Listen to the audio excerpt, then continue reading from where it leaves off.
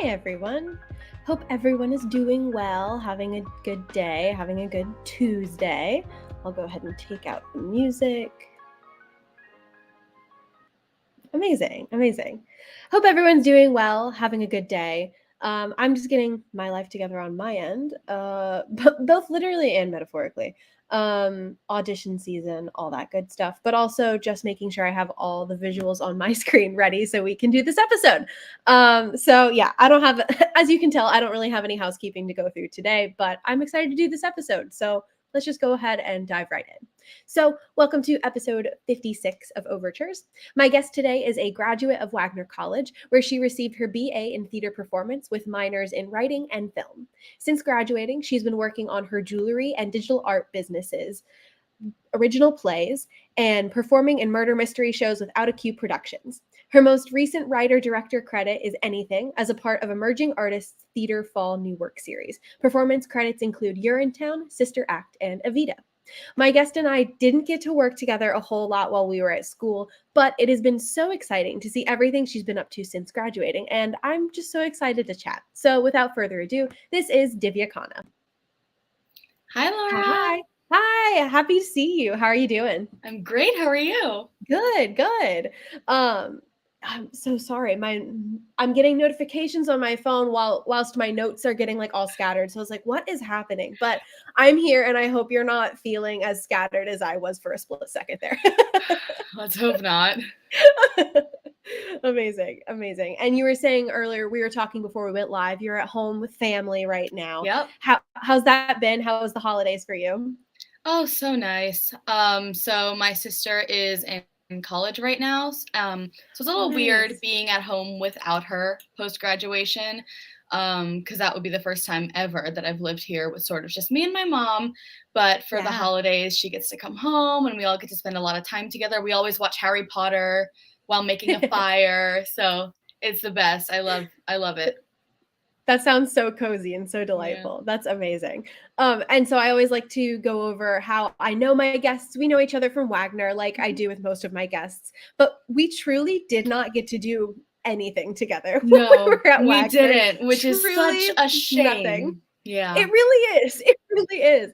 I just remember going to a voice recital and I don't even remember whose studio. I'm assuming yours because you were in it. But I remember you sang Dead Girl Walking from Heather's and I was just shook. I was like, who is this woman? And she's just belting her face off. This is incredible. And honestly, that's like my first memory of you. Yeah. Oh my gosh. Yeah, oh my gosh. That was my freshman year. It was Michelle and Anthony's studio. Yes. That was great. Yes. Oh my gosh. That was incredible. And I was so impressed by your talents. I was like, holy crap. Oh my gosh. I also did not realize that you had gotten a minor in both writing and in film. Yeah, so the writing I decided kind of early on because I was always into creative writing. I took a bunch of high school classes and I did work in the writing center. So I just ended up taking enough classes that I was like, oh, I'll get this. And it was a good like writing, editing is something I also wanted to explore on the side as well. So I figured that would be useful. But the film thing is funnier because right before my last semester, I just kind of looked and I said, oh my gosh, I have like almost enough credits for a film minor. It just happened that way. I wasn't even trying to get fell into it, literally. Yes. I was just missing one that I wasn't going to be able to take. So I just emailed the guy who was in charge of it all. And I said, can I just skip that one? And he was like, yeah, sure. I'll give you the minor.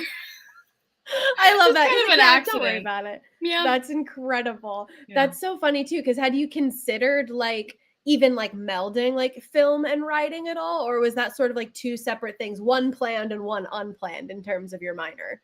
Honestly, it was kind of completely unplanned. I did love the film classes I took. I really, really did enjoy them, but I never thought that I would want to like do anything involving it or write screenplays or anything. Yeah. I did take a screenwriting class at some point, again, towards senior year, which I really liked. And then I started to think more on it a little bit. But yeah, it's all starting to melt together in my mind a lot more now, reflecting on all the classes. And I'm like, hey, I really did like this. I missed this. I like doing this now, you know? Yeah, trying to figure out, like, whether you'd wanna be behind or in front of camera kind of situation. Yeah. That's always a tough one because you're like, "Wait, what do I wanna do, Oh, though?" absolutely. So going back to the beginning of things, how did you first get started in theater? Oh, 6th grade, The Jungle Book Junior. Oh, I hell was yeah. I always loved theater. I would put on, like, little shows. I was very into Bollywood movies as a kid, Yeah. which is very much like musical theater, Well, they're and that so theatrical, like, it's yes, yeah. the song and the dance, and I would put on my costumes, and I would sit my family down and say, "I have a show for you." It involves song and dance, and I'd put, like, the music on in the background. And my dad was always into theater, so he kept, like, nudging me toward it, you know, he was like, "You know, You're like, "Hey." you might wanna keep doing it," and then when my middle school had a theater program, I was so excited, I jumped in right away, and then haven't really stopped since I was an elephant in the Jungle Book.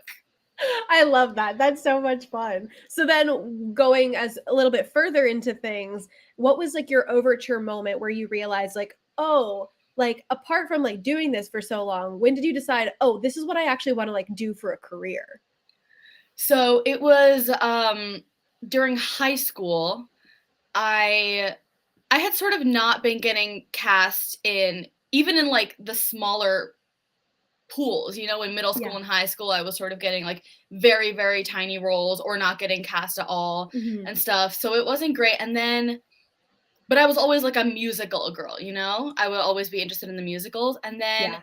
my junior year of high school, they did Hamlet, and my theater teacher Ooh.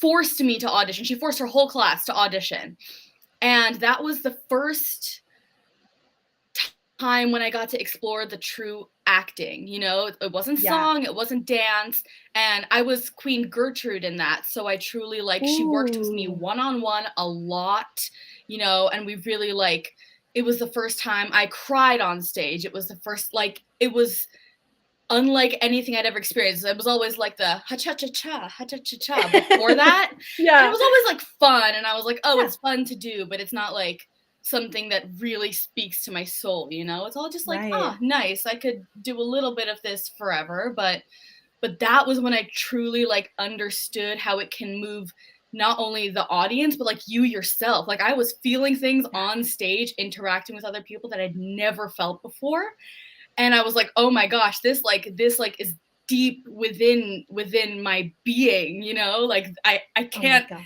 like this feeling is gonna be addicting. Like this, I'm gonna have to keep going on this." So Oh it was my when I like gosh. dug into acting truly for the first time.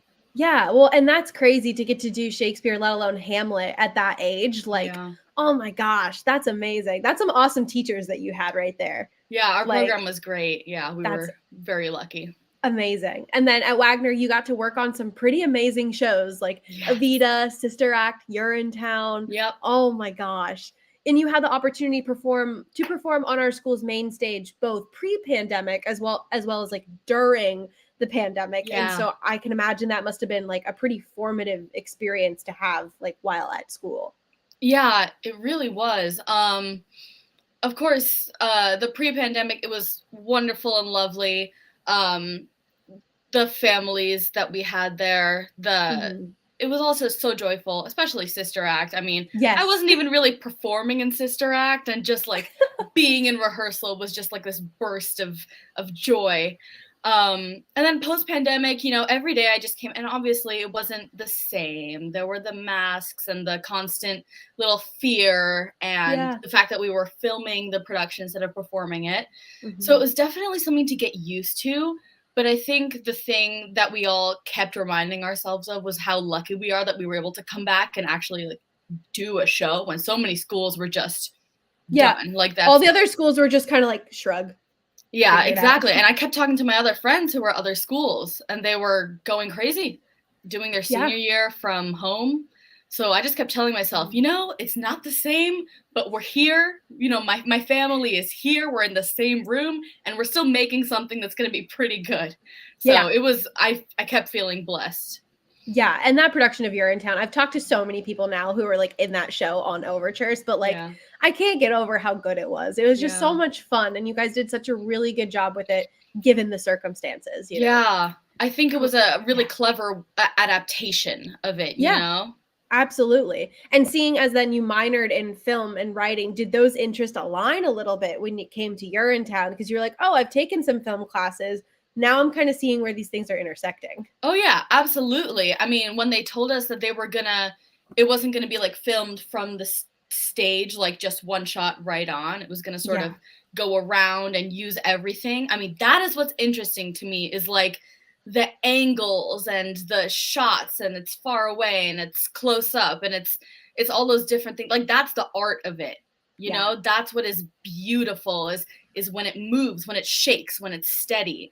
Like that was so interesting to me, having taken the film classes, and how that stuff sort of speaks to the art of it. And I think it worked well for the show itself, for Urinetown itself. Because Urinetown is so like, not to say like in your face, but it constantly is breaking the fourth wall. So to be able to direct address a camera, I'm like, that makes perfect sense. Yeah. It was different, but it worked so well. It's wonderful. So amazing. And then since graduating, you've also been working on regular murder mystery shows with Without a Cue Productions. Will you tell me a little bit about how you got into this? Yeah. So, I was in the sending out 20 auditions a day phase and everything. Oh God. And I kept sending things out and not hearing back. So I had worked at Six Flags as a scare actor my first like Halloween season after graduating. And then I was like, okay, it's kind of cool to have like a job that you go to every day that is acting based. Like not a show, but a job. So then I found Without a Cue Productions on Backstage, and they said they're a murder mystery company based in Philly. And I auditioned for them, and basically the shows they're so stupid and fun. Like if you forget a line, you can turn to the audience, break character, break your accent, and be like, my mind just went blank for a second. Just hold on while it comes back to me. And you sing stupid little songs that don't even go in there. And it's like, if an audience member's on their phone, you just go up to them and look like this. Like, it's so dumb. It's so casual. And but it's so playful. What I love about it is it's just fun. There's no stress of like, I have to remember the choreography and my blocking, otherwise the lighting will be off. It's like, no, none of that matters. It's truly just you playing with the base material you were given and coming up with other jokes and trying weird accents that you may or may not get. Like, it's so dumb, and it's the most fun thing I've ever done. And reminds me why I loved theater, you know? Absolutely. And also totally fine if not. I was just making some connections in my own brain. Have you worked with Tina Lynch on any of your murder mystery shows? No. Okay, I don't think so. I went to Villanova with her, and she's done some Without a Cue, and so I was like, I wonder if there's been any paths that interacted there. Oh my gosh. We'll have to talk about that later. I hesitated because the name sounded familiar. I might have seen her on an email or something. It's very possible. I've been there for a year, and the company is really big. It's like over 100 people, so I don't. Oh wow. Yeah. So there's lots of different shows happening at different times then. Yeah. Yes, absolutely. That's really cool. And because a lot of people are based in Philly and I'm based in New Jersey, all of the shows that are in New Jersey, they put me on. Oh, that makes sense. Yeah, like we did a bunch at Paper Mill Playhouse. They have like their carriage house. That's cool. So we've been doing a bunch of shows there. Every couple months they bring us back for a few weekends. That's so fun. And we have a cute little picture of you. That is me in my costume. It looks like it's just so fun and goofy. And like, again, like you were saying, it's like just an opportunity to like show up, do your like quote unquote job, but also you're having fun with it because you do get to act. It's just like, it takes a lot of the pressure out of it. Yes, absolutely. It takes all the pressure out. You just get to like be a dumb little actor and get paid for it. It's ideal. It's wonderful. How is like the interactivity of it? Because like you hear about all these murder mystery shows, but you're not really sure of like, I feel like how the machinations of it all work. Cause you're like, how do people put these together? What are the shows like? Like, how is that interactivity with the people who attend it?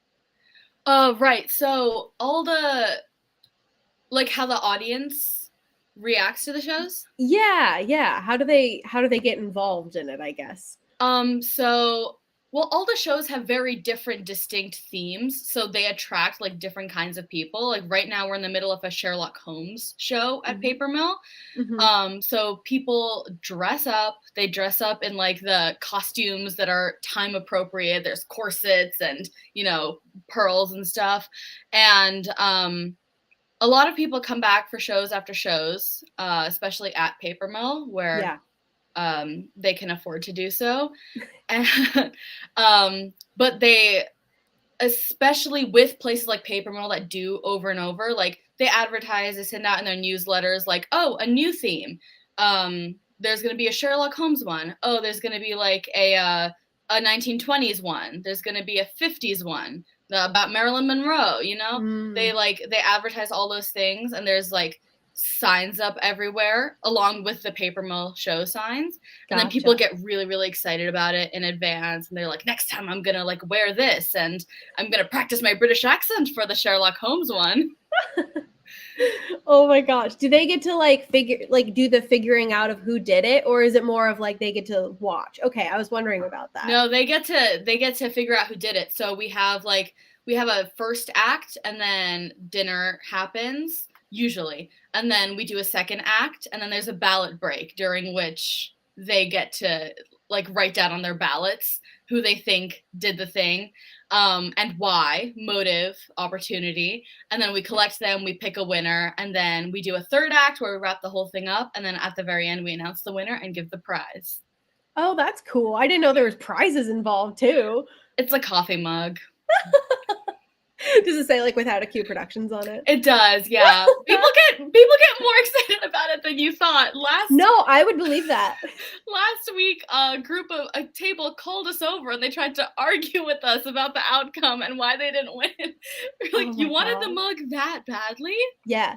Yeah, I think it's also bragging rights. It's not just about the mug. It's being able to say like, I figured it out. Oh, absolutely. And I was just told by one of my friends in the company that over the summer they did a show at a casino in Atlantic City, and the casino, without telling our company in advance, attached $1,000 chip prize.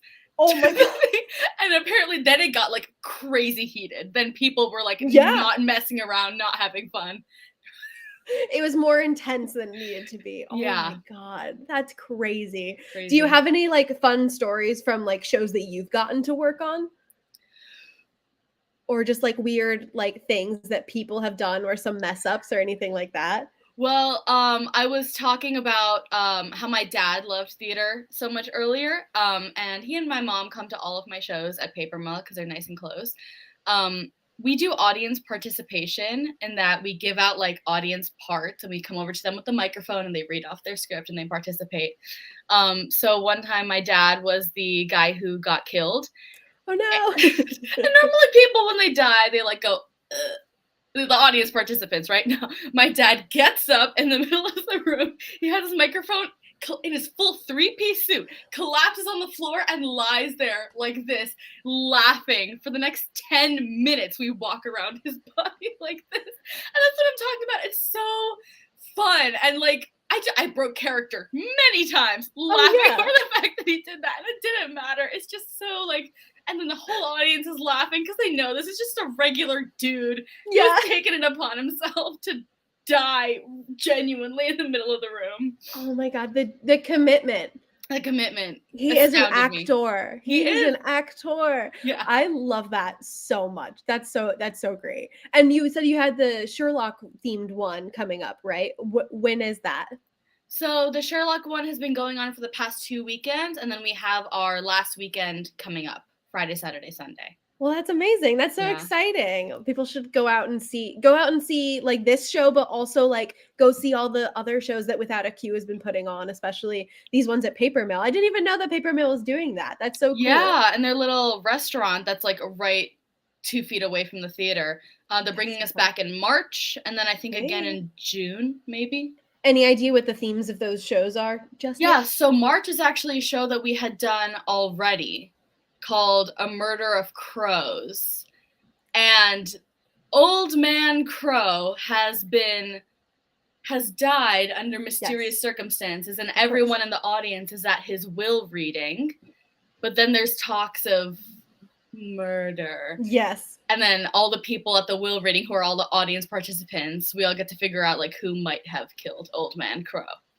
That's fun. That's going to be a blast. People should definitely go check that out. Yes. I'll put a link in the description of like information of how to like go see shows without a queue and that kind of thing. So in addition to writing in addition to performing, you also write and direct. Have these always been passions of yours? You're saying creative writing in particular, but yes. So I was always like a short story writer. You know, I never thought about plays or anything. Yeah. But when I decided to take my writing minor, I took playwriting and I really got into it. And then I submitted a few of my plays for originals and just seeing how they sort of came to life. I didn't direct them, but I got to see that. And I was like, oh, that's wonderful. I really enjoyed like seeing words that came out of here, like with like talented people who are in your school who are like wonderful, like actually do your work is crazy. And then I did a Shakespeare show, a Shakespeare on the Oval. I wrote my own version of the Scottish play. I don't say its name anymore because we had some bad luck with that show. 2 cast injuries and 3 lost props. Yeah. I believe in it now. No, I do too. But like, I've always been a thing of like, you just can't say it inside of a theater. But then I guess in these days, everywhere is theater. So, you know. Even in the rehearsal room, like people were just saying it and then we thought nothing of it. And then I only had 5 cast members. 2 of them got injured. That's a little too high percentage-wise. Like, yeah. So I wrote my own version of that. And then I do have a picture. Yeah, I have a picture of that. So, yes. Yeah. So we didn't actually get production photos of my show for this, but that was a rehearsal photo with my lovely, lovely cast. And that was the first time I directed something. Mm-hmm. So you wrote and directed that? Yes, I wrote and directed that. That's awesome. It was so great. Like I was talking about before, it was like creating artwork, you know? It was like piecing things together, placing them, going over it, tweaking. It was so great directing it. It was like creating pictures on stage was just something I'd never done it before, and it was so satisfying to me. Did you end up taking directing at Wagner? No, I didn't. I did not have time to fit it in. I kept trying. That's okay. But that's awesome that you still got to have that experience like with student-run theater like on Wagner's campus, and especially like on a work that you wrote. That's so heckin' cool. Like how did this come about of doing a reimagining of the Scottish play? I'm gonna slip up and say it at some point. I just know it. Okay. It's gonna happen. Same. So it was going into senior year, and I reminded myself this announcement came, and I would normally have not submitted for something like that because I had nothing in my brain at the time, like nothing that I wanted to do. But I reminded myself that I had wanted to try like writing my own show and having people do it. And I was talking to my parents before I even came to college, like, oh, this is a place where I can try all of these things, you know? And then I reminded myself, hey, you've been so focused on performing, you never actually got to try it. This might be your last chance ever. So I sat down and I was like, you will not get up until you have written a nice idea.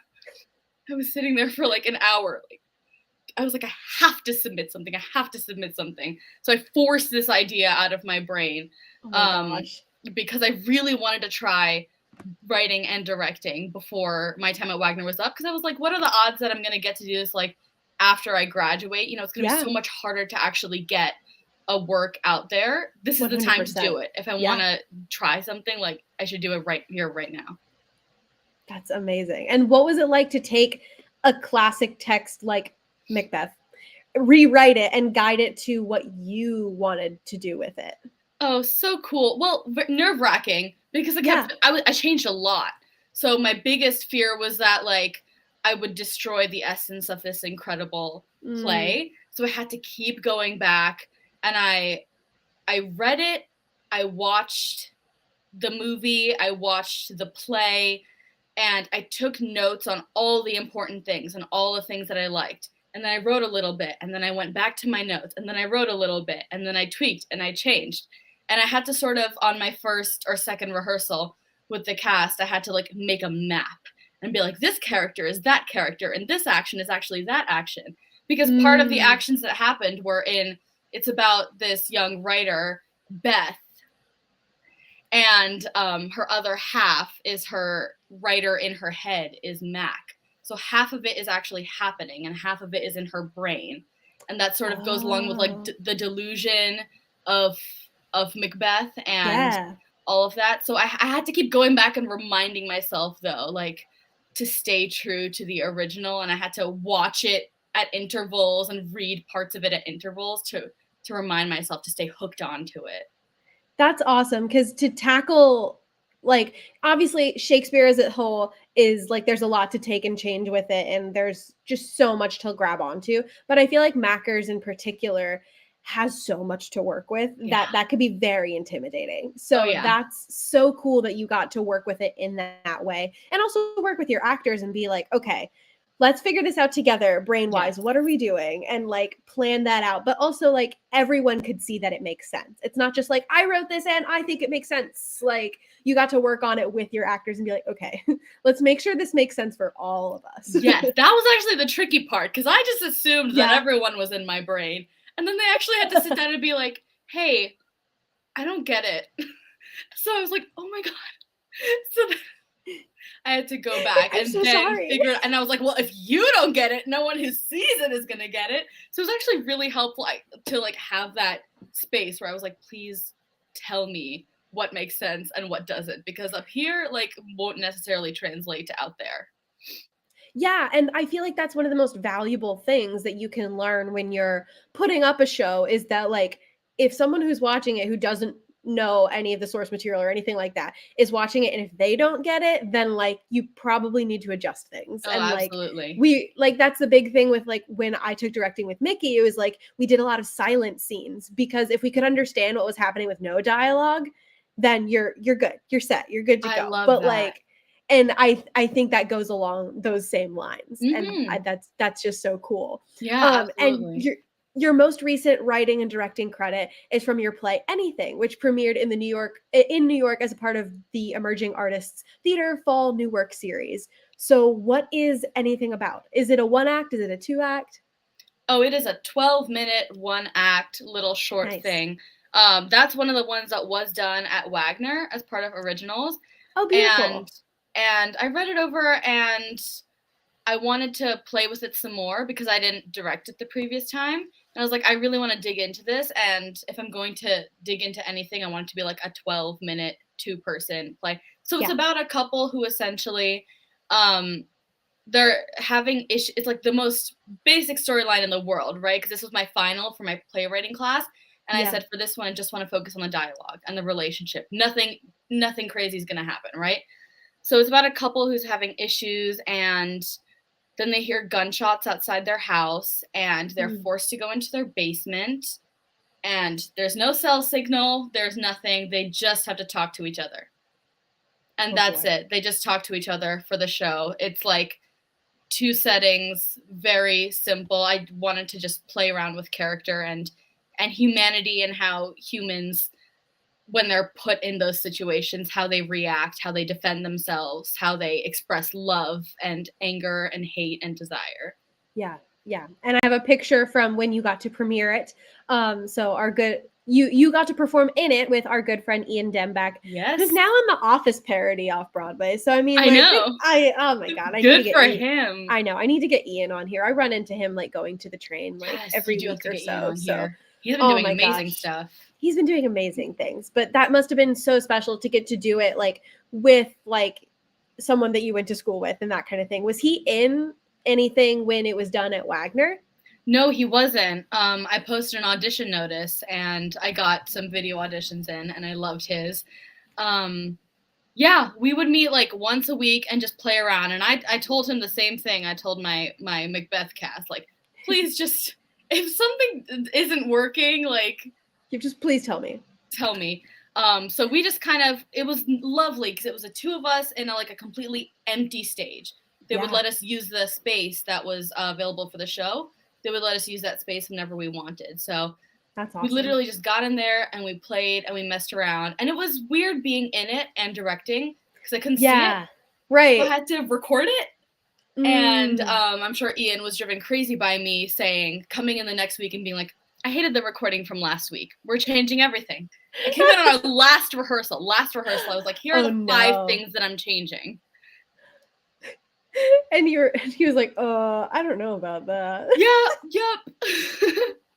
Oh my gosh. It's nerve-wracking, you know? Yeah. Like, because oh my gosh. If you're in a show, and you can always blame it on something else if people don't like it, you know? Like, oh, like the writing wasn't good, the direction wasn't good, the costumes weren't good. Like, for that, but you're like, that was all me. It's all me. If the sounds, the lights, the set, the blocking, I was like, if the show's not good, it's only on me. That's it. So that's why I kept changing things too. It was like understandably so. Most nerve-wracking thing I've ever done. This is the silliest thing that I've ever had to do. I forgot to plug in my computer before we got started. So I'm literally going to go grab my charger really quick. So but then we will keep talking. I know. I'm sorry. I thought I was put together today, but simply was not. I understand.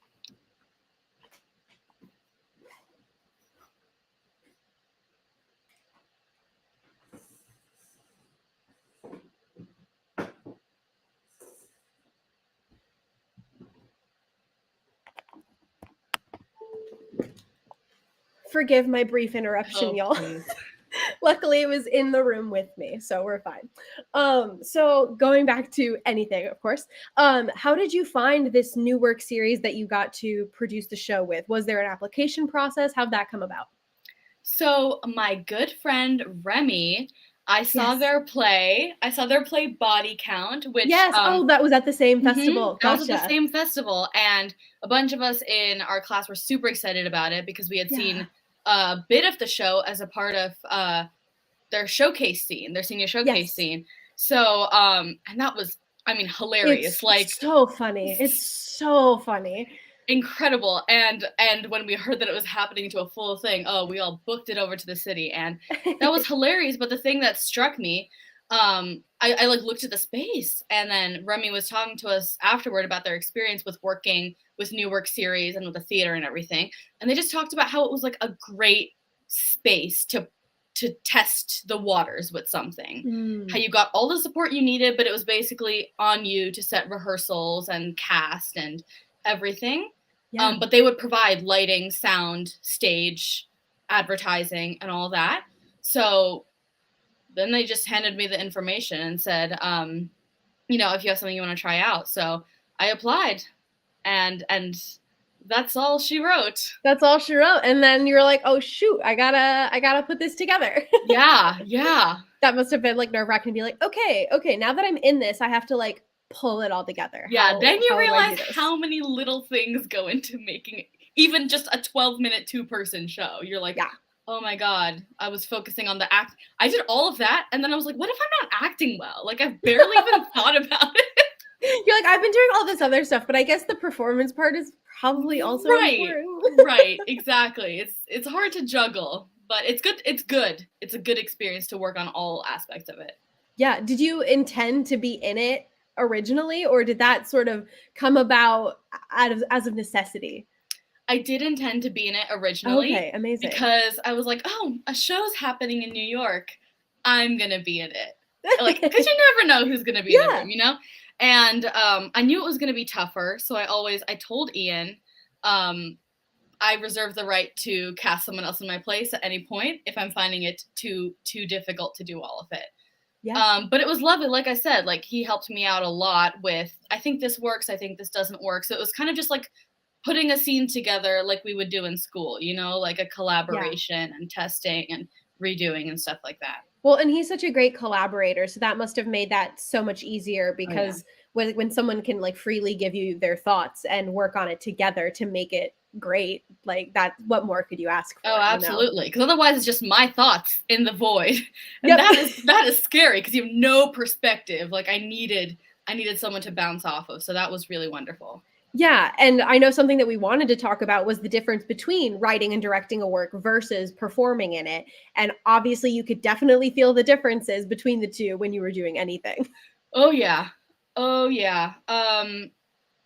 It's also like you notice issues with your acting when you're writing stuff, and you notice issues with your writing when you're acting it. Like, it's so different writing things there. And then I changed so many lines once we actually said it out loud and put it on its feet.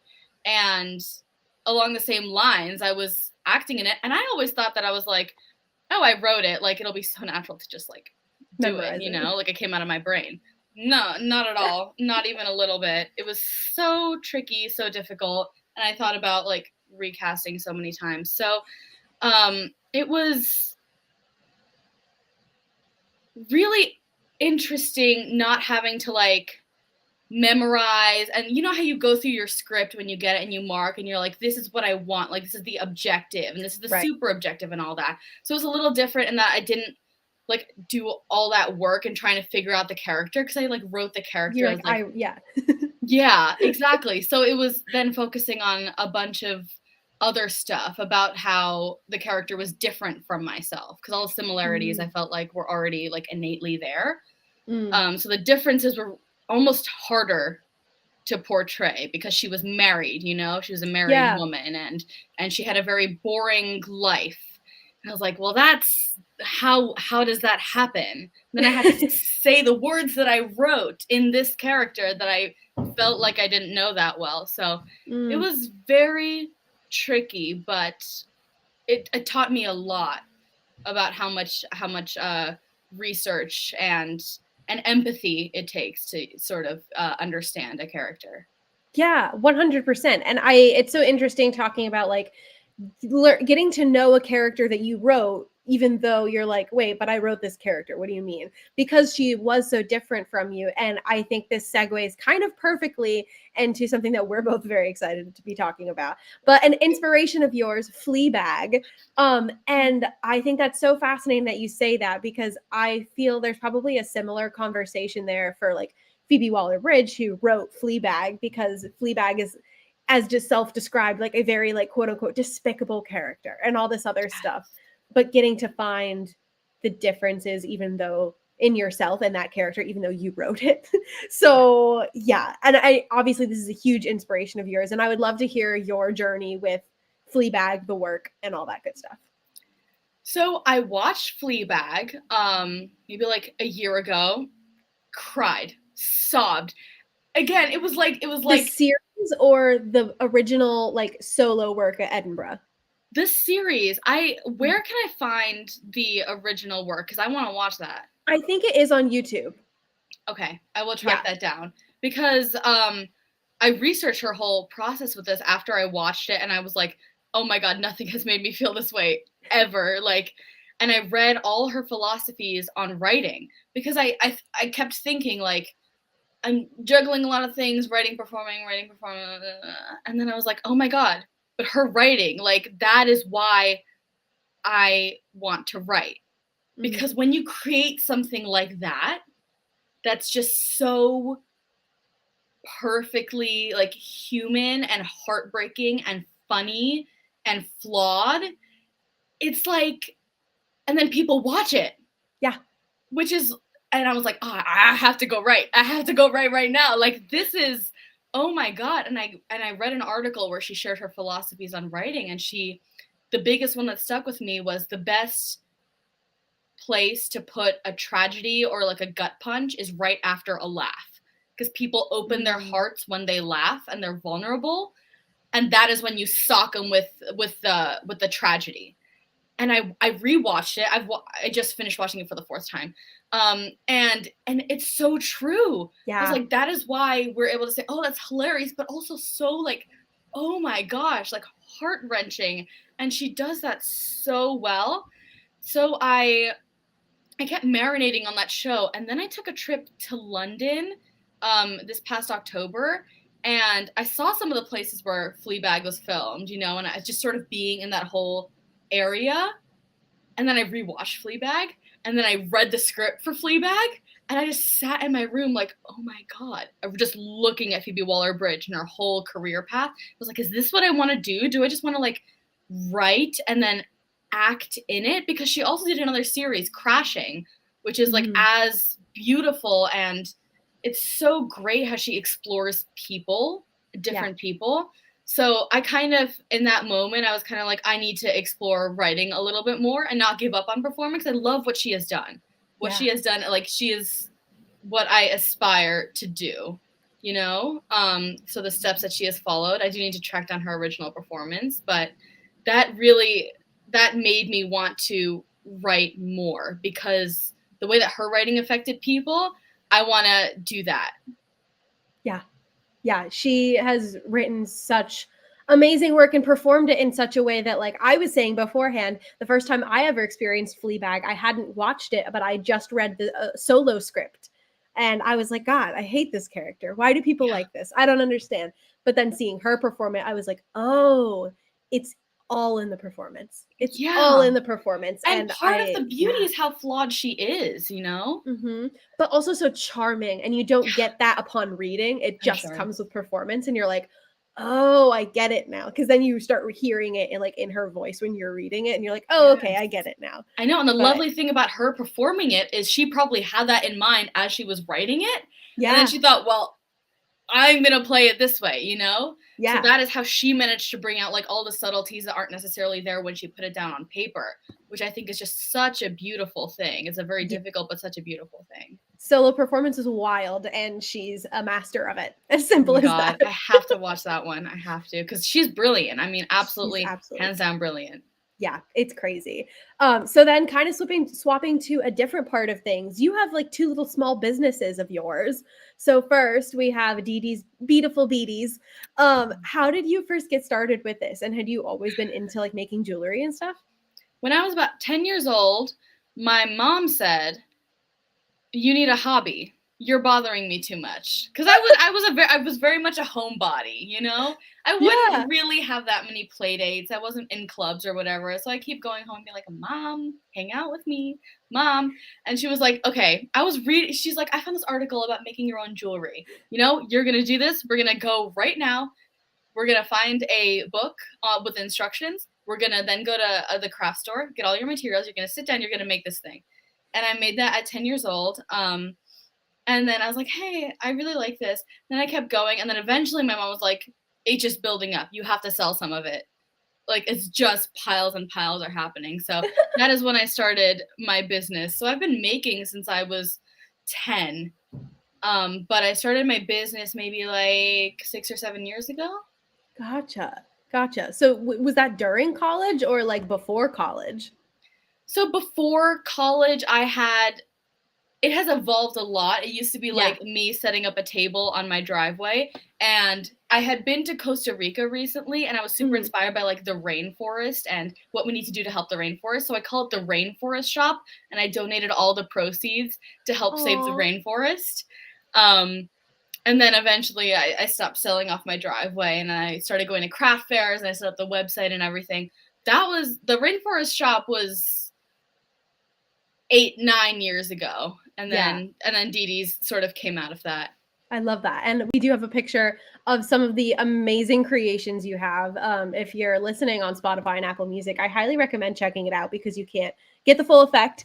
We have gorgeous necklaces, rings, earrings, all that good stuff here. It's just so pretty. Thank you. My goodness.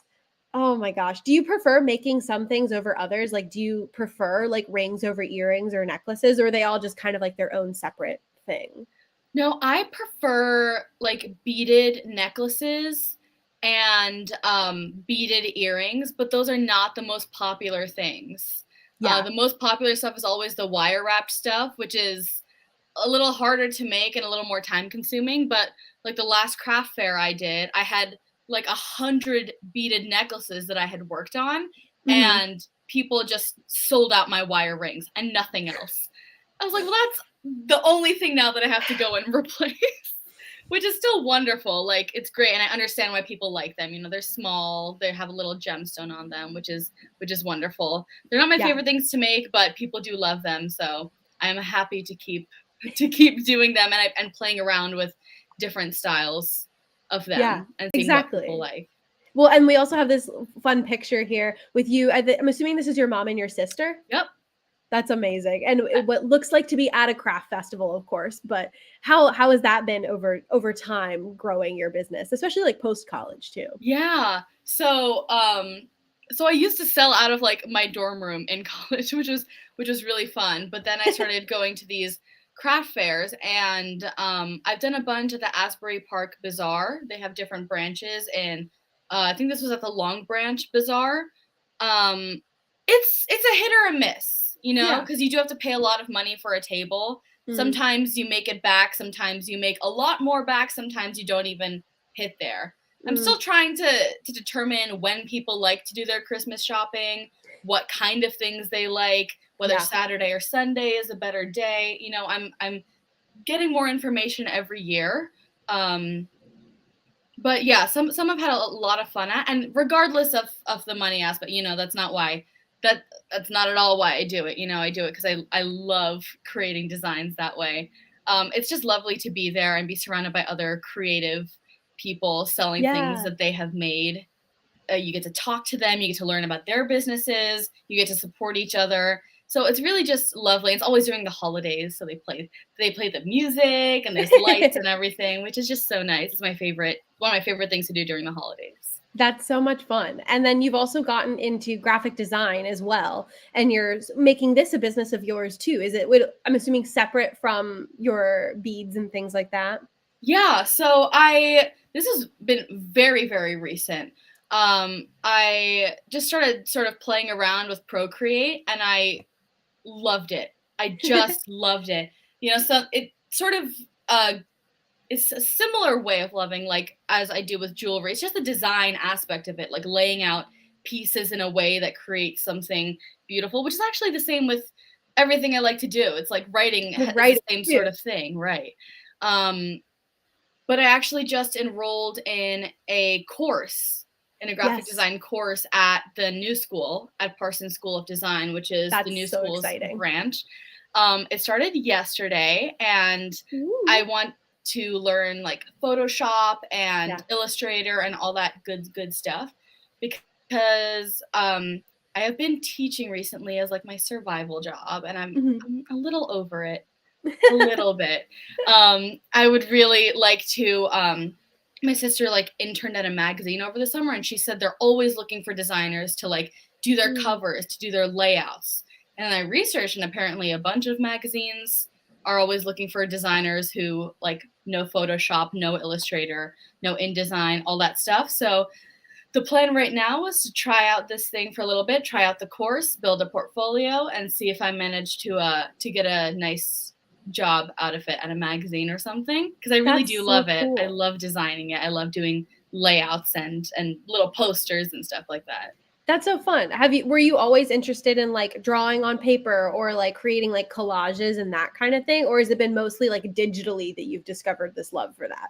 No, the digital stuff has been very recent. I was always a pencil and paper and paint and ceramics and all that. Like I took a bunch of just art classes in middle school and high school.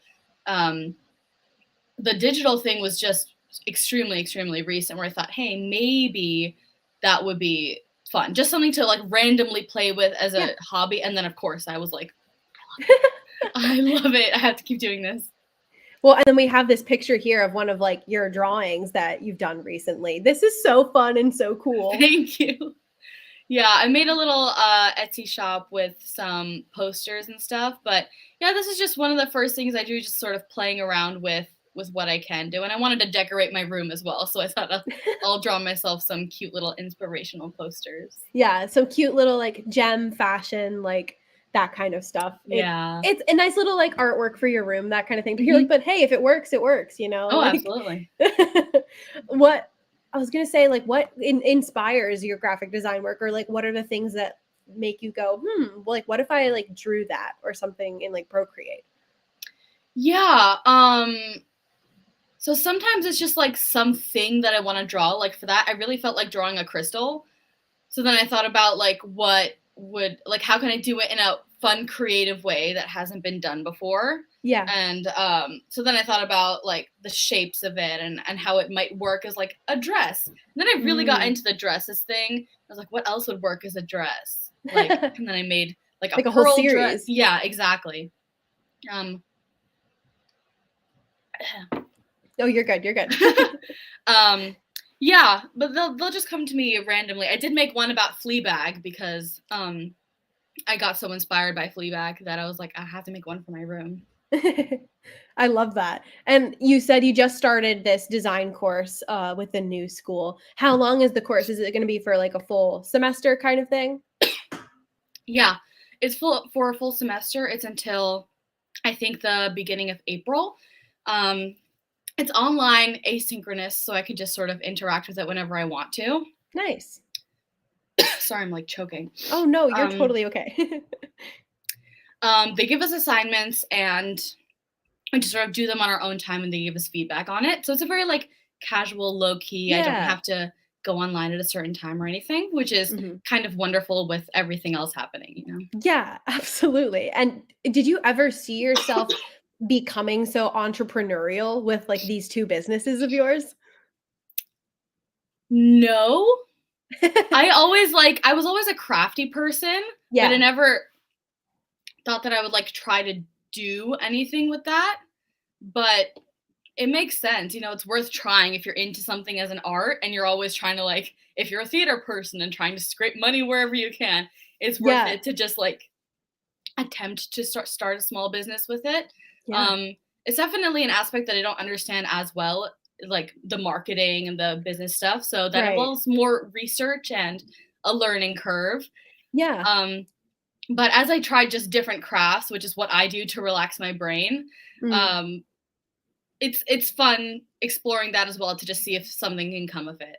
Yeah, it's to see if something sticks. Yeah. And I think, like you were saying, a lot of people underestimate how much work can go into small businesses. And I'm assuming that you've felt that even with like the craft fair stuff, as you were talking about. And you're like, oh, yeah, don't I just like set up a table and like make it happen? But it's like, no, there's a lot more that goes into it. Yeah, there's so much planning. I mean, I wanted, for example, I wanted leather mannequins to put all my jewelry on because the velvet wasn't working for me anymore. It collected too much dust. The velvet ones are crazy expensive, so I hand painted all of my velvet ones so that they'd have a tougher surface. And then you have to do the design, you have to get a banner, you have to get business cards, you have to make sure you advertise. If you advertise, you have to design a flyer, and you have to keep doing that. I put like little fairy lights around it. I had to set up my table at my house and say, okay, this is going to go here. This is going to go here. What do I have space for? Do all the colors of my thing go together? It's not just the jewelry. You know, people don't just come to you because they like your jewelry. They come to you if you have like an inviting setup. So all of that thought goes into it. And then even at home, just like packaging things, sending them out, getting mailers, all of that stuff goes into it. So it's not just the making the jewelry, it's everything else, which again, I'm still learning and adjusting to. Yeah. Is there something that like anything that's like come up that you didn't expect when starting like with your jewelry business or in developing this like graphic design passion? Or is there like anything you've learned about yourself through the process of being more entrepreneurial? Yeah, I think I've learned that I'm not super like, if you're in a small business, you have to really advertise, you know, because I keep looking at these other businesses that are doing so well online and they are posting every single day. They're making videos of their things and all of that. And that's never something that has come naturally to me, you know, like they're advertising on TikTok, they're making Instagram reels. And I like post a cute picture every couple of weeks. But the thing that I keep being told and I keep forgetting to do is you need to do a lot more than that. I mean, it's one thing to just make the jewelry and be like, it's good, people should buy it. You have to just like, in this day and age, there's just no way to get the word out there without being on everything and being so consistent and marketing. And this is why people like hire marketing people, you know? Yeah, exactly. Like it's that. Social media is a full-time job, but also you're the one running this small business. So it's like two full-time jobs. Exactly. So I do need to get on that. And that is something that I have, that's something that I've learned while studying other successful small businesses, something I need to start doing. No, I feel that. I've been slowly trying to grow and figure out, okay, how can I like get people to come watch Overtures and things like that, and growing those kinds of things whilst also like trying to be a performer or be a theater artist. it's a lot. You're like, "Ooh, I'm like giving myself 3 full-time jobs by doing what Yeah. I'm doing." So, it's hard and people should get more credit for it. Absolutely, Like, submit absolutely. that. It's crazy. We're pretty much coming up to the end of this episode. Where can people find you on social media and that kind of thing? Okay, so my Instagram is my first name and my last name, so Divya Khanna 99, and then my jewelry Instagram is DD's Beads, DDS Beads, Mhm. and all my website information and everything is in the bio for my jewelry Instagram. Amazing. Yeah. Perfect. You can find me on Instagram and Twitter at Laura_Marjoram and my website, www.lauramarjoram.com. You can find this show on Instagram at Overtures Show. That's where I post all the updates of upcoming guests. You can submit questions, all that good fun stuff. If you're watching live on YouTube, amazing. You found the YouTube already. Press subscribe, leave a comment, do that kind of stuff. That's fun. I'm trying to put together some like maybe additional type of YouTube content out this year. It's slow going. I ended up having COVID last week, so we're Oh God. slowly putting things Oh together. no. It was like the weirdest, shortest, like I thought I What? had just like congestion Oh, and okay. I So it was like, wasn't bad. "Oh." Yeah, it was my second time getting it, but I was, like, a bit surprised. It was my mom was like, "You should take a test," and I did, and I was like, "You're kidding, right?" But, like, I just have, like, a stuffy nose. This is ridiculous. But Yep. anyway, so putting together, things for Overtures and YouTube this, month has been a little slow going, so eventually we'll put out some more things. And also we're on Spotify and Apple Music. I'm pretty much all up to date with episodes, so I've been trying to release those weekly as I'm doing them live. And then finally, check out the Ko-Fi page. Feel free to leave a donation or buy me a coffee of sorts to help keep this show going and help me with my operating costs. But yeah, my next stream is to be determined because I'm still scheduling with some people. But I will be posting that on the Instagram. So go check that out and you'll be the first to know. So yeah, Divya, do you have any final thoughts for viewers live and in the future?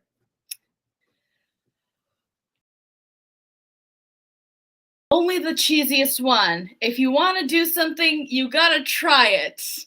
Especially if you're in a place in your life where you are younger, moving to a new place, wanting to move to a new place, wanting to try something completely different or try different branches of what you have studied and done. Do it. Do it, do it, do it. Because you never know what will stick and how you will build your future around it. So Yes. yes. 100%. I absolutely co-sign on that.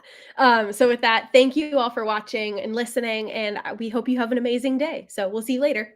Thanks. Bye. Bye, Laura.